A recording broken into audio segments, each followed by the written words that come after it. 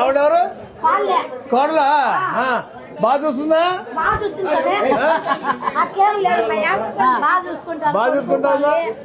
చూసుకుంటారు. నెల నెల నాకు పింఛని వస్తుంది. నాకు పెద్ద కొడుకు ఇష్టం పిస్తున్నాడు. నాకు వస్తాను. ఎవరు మీ పెద్ద కొడుకు? చంద్రబాబు నాయుడు.